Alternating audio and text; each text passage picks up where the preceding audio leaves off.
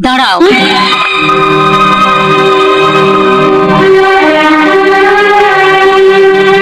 আসার সময় তো তোমার হাতে শুধু একটা সুটকেস ছিল, যাবার সময় এই বাড়তি দুটো ব্যাগ তোমার হাতে দেখলে তোমার শ্বশুর বাড়ির পাড়ার লোকেরা ভাববে কি?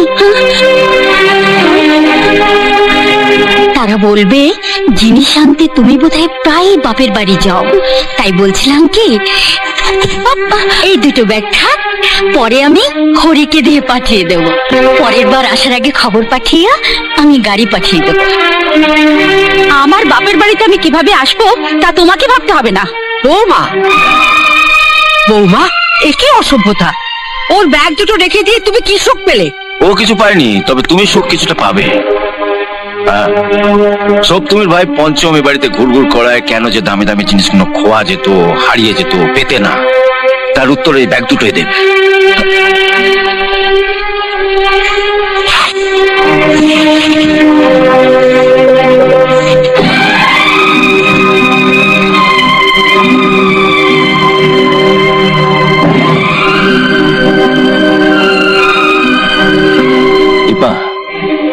ভবিষ্যতে এই বাড়িতে ঢোকার আগে তোর ঠিক কি কি জিনিসের প্রয়োজন আমায় জানিয়ে রাখিস, আমি সব কিনে রেখে দেবো,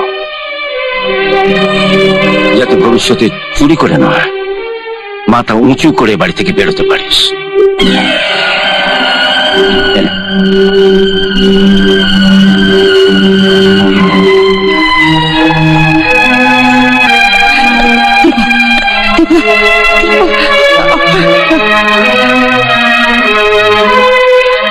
চক্রান্ত, এই সব তোমাদের চক্রান্ত। আমি কিছু বুঝি না ভেবেছো না? ঠিক আছে, ঠিক আছে, আজ আসুক দীপক বাড়িতে, হয় তুমি থাকবে নয়তো আমি থাকবো এই বাড়িতে।